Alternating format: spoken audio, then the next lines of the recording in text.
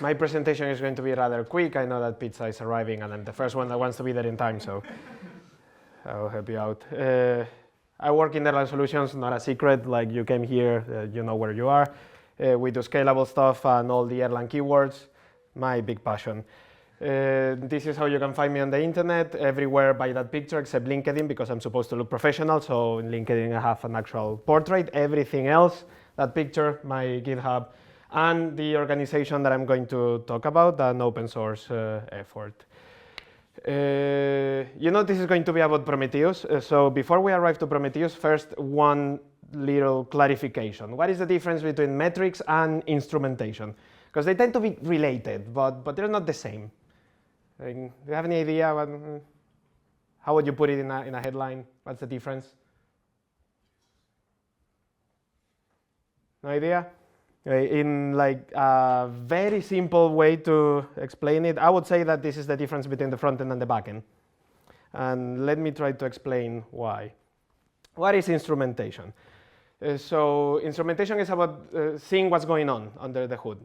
Well, metrics is going to be about gathering data and giving it some meaning. Instrumentation can be, for example, CPU performance counters. All your CPUs, they have some counters that are counting the number of operations or the number of stacks, growings, etc., etc. Maybe a little curiosity. There is no such thing as a compiled language, really. Like, your assembly that you write in your most proficient is actually interpreted, not executed in the CPU. The CPU has a virtual machine, and like every other virtual machine, it has counters. Your compiler can also add instrumentation, and your kernel can also add instrumentation at runtime. Kinds of instrumentations would be traces and probes. Traces are things that your compiler or runtime inserts into your code. For example, what you would do with code coverage. That means compile with a special flag, and then every executed line just increment a counter and give me a report. This is code that is inserted by the compiler. And probes are things that you tell your kernel to insert at runtime to modify the assembly of an already compiled code. An example is Erlang tracing on your Erlang VM or Elixir as well. Telemetry is about inserting at compile time, sometimes this is manual, points where you just raise an event. And it's about separating your business logic from the data gathering of your business logic. And this is very important when you're writing, for example, a library. When you're writing a library that is going to use by a bigger application, the bigger application knows what's the meaning of things. Your library may not necessarily. So your library, very abstract, just raises events. This thing happened. For example, with telemetry, you may have heard, probably you have used it. You put some telemetry events into Phoenix, and Phoenix says a new request, telemetry execute new request with some metadata, and somebody will pick it up and give it some meaning. What are metrics? Picking that stuff up and giving some meanings, just like logs. So logs is another front end to the instrumentation idea. This is something that reminds me a little bit of the presentation that you just gave on this symmetry. And code reuse, there is so much similarity between OTP logger and telemetry, which is storing handlers in a ETS table and then executing them at runtime. It's just so similar. Why are we not reusing stuff? But logger is going to work in a very similar way. You put in your code log with level, some metadata. If you're using structure in logging, you put some map with key values. Everything is cool. And then at runtime, it checks what you have configured. So in your library you put logs, but then in your application you configure logger handlers that will do stuff with those events. Same idea. So there is a beautiful presentation by Arek Hill, one of the creators of telemetry in ElixirConf 2018 or 2019, not sure now, where he gives an example more or less like this. Your business logic gets an operation and do stuff, but then you want to, put some logs, add some metrics, notify some other service, I don't know, Sentry or Bugsnag or something like that. And then in your operation, there is your business logic and a bunch of other stuff that is not necessarily your business logic, that is polluting. So a cleaner way to do that would be do your business logic and raise an event. That business logic happened. And then subscribers to that event will know what to do. And then you separate the business logic with the instrumentation from gathering all that data and giving it meaning. So now, one particular meaning that you can give to these instrumentation data points is metrics, and here is where Prometheus jumps in. What is Prometheus? A metric solution, simplifying, with multidimensional metrics. That means when you have, for example, a metric that says Phoenix request by a host. For example, you have a website that has multi-tenancy and is storing several hosts. You could have 4 metrics for your 4 different hosts, or one metric with 4 labels. And then during query, you can query the metrics for request with a specific label with all of them. If you had 4 different metrics, you will have to build a query with 4 different names. So this multi-dimensional metrics allows you to have a better query language, to build metrics, to aggregate stuff. Prometheus includes a super cool query language. You can call it, I don't know, a modern SQL. There is an essence, at least that's how I understood it.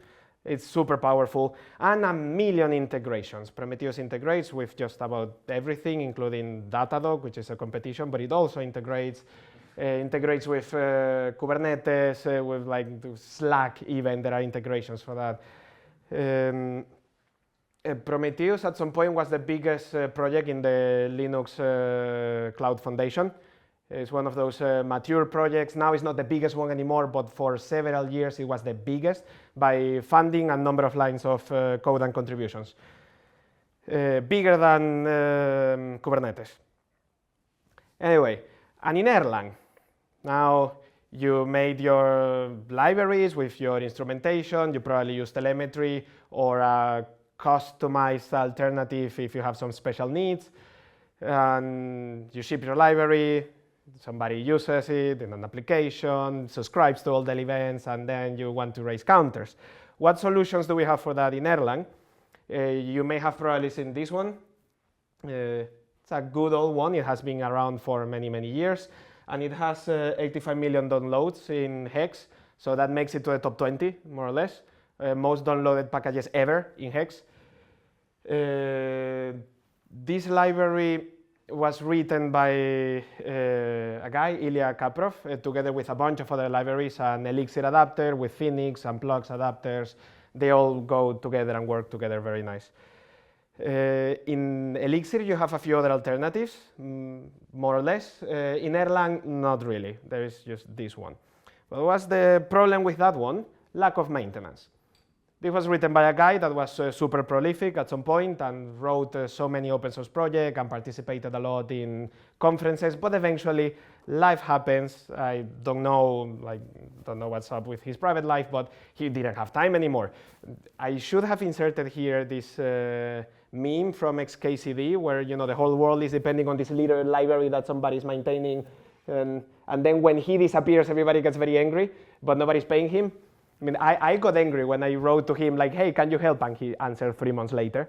But, nobody's paying him, so he has the right to. So what I tried to do there, eventually after seeing that there was very little activity for several years, at least around 2020, this whole project almost completely died when it comes to maintenance, even though it was still being one of the most downloaded with around 20,000 downloads a day for 4 years in Hex. It had no maintenance. There were issues open, lots of pull requests open, nobody to merge them. So I wrote to the guy, answered 3 months later, hey, let me try to do something, another answer 3 months later. This was a very, very slow going process. But eventually, not going to go into details how this managed to happen, I managed to have a sync with Ilya, and we created an organization in GitHub with more than one owner. You can see a list over there. So all those people you can ping them. I'm on the list, by the way, and you can see my picture here. You can ping them and say, hey, please review my pull request, please merge it. Hopefully there is 8 people, not 9 people, so chances are higher that somebody will act. there was a bit of back and forth. He lost access to Hex, so I had to write to Hex support. Thank you, Wojtek, to transfer the packages. There was then like he was busy at work, so I had to write to his work to get some availability. Then I started writing to some people that I saw that were using these libraries in big companies to say, does anyone here wants to join the effort and just be online. This library is tremendously stable. It usually needs like very little work, maybe just update CI with a new version of Erlang. That's it. It's like super, super low maintenance. The protocol is stable since like 7 years ago. So there's very little thing to do. We just need somebody to be available for merging pull requests or sporadic issues that may arise. So I managed to get Loic, that we just mentioned before, from Cowboy. There is Ilya and another 2 guys from VMware. There is 2 guys from Klarna, 1 guy from Kibra, and 2 from Erlang Solutions, Dennis and me. So now if you have any problem, hopefully, the buzz factor is 9, so it's getting better. What has changed? I went through all the repos and I added all the compiler flags that have been created in the last many years since this last version of Erlang. For example, raise warnings when a spec is missing, so now everything will have a spec. I also added xref and dialyzer, which were not running for any of these libraries. This is how it looks like. All the repos have all these flags. So even like missing docs is going to also fail compilation because warning has errors. So now every exported function has specs, docs, so this will build very nicely in Xdoc. There is all these checks with xref and dialyzer.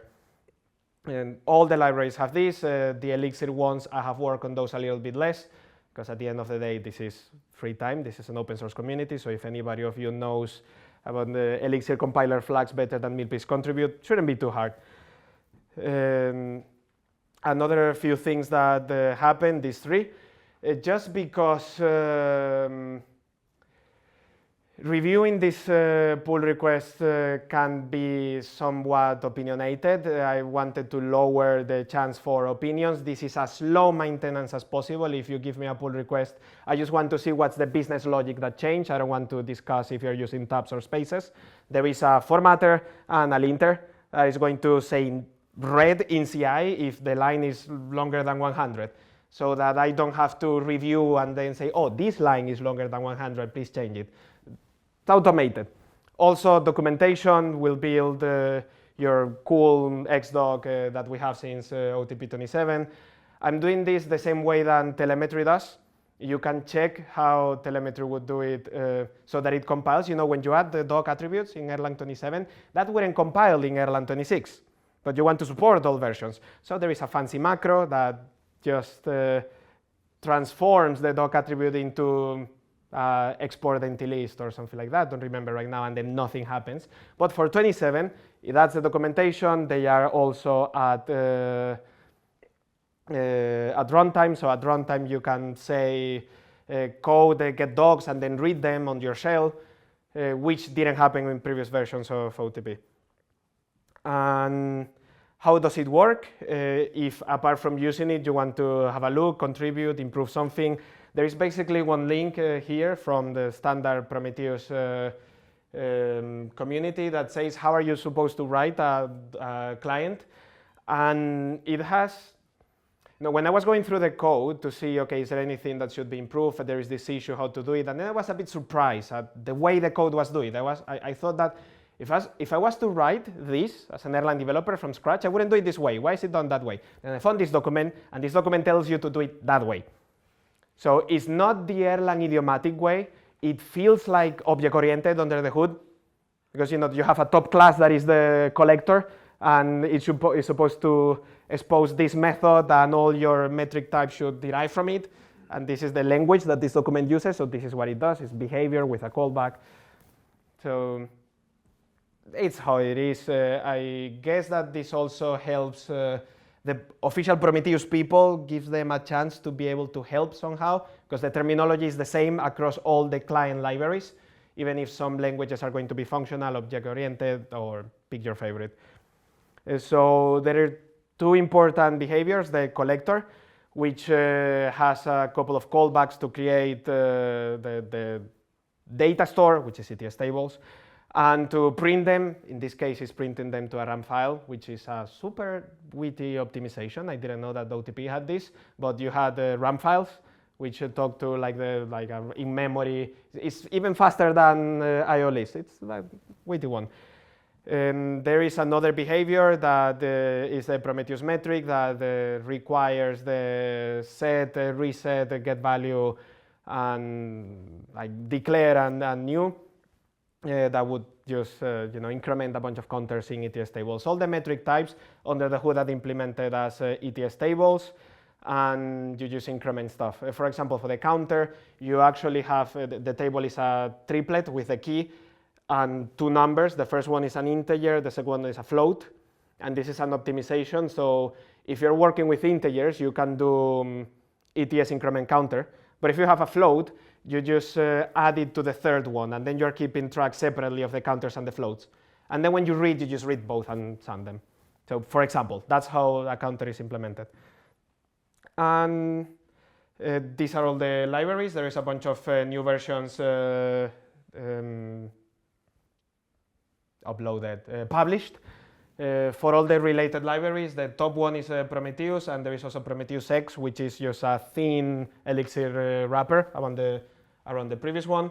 There is a Cowboy and HTTPD exporter. There is the finish and plug instrumenters, and the process collector is a bit of a very well done hack that will use some nifs to read your operating system to get metrics about the CPU, disk, RAM, and so on, and expose them as well in Prometheus. It works really well with pretty much every version of Linux.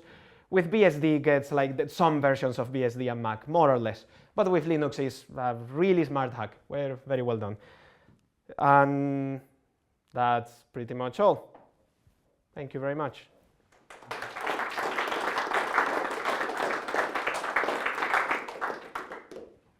Questions? Thoughts? Opinions?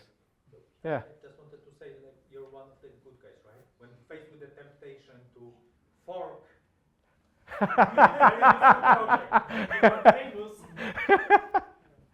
Thank you. Path, yeah. everything in order, contacted the original author, created an organization, did this thing properly. At points during this, 6 or 9 months period of time, I got very angry and I was like, screw it, I'm just going to fork it.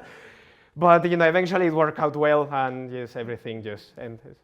The story has a nice ending. Yeah. All right. Thank you very much.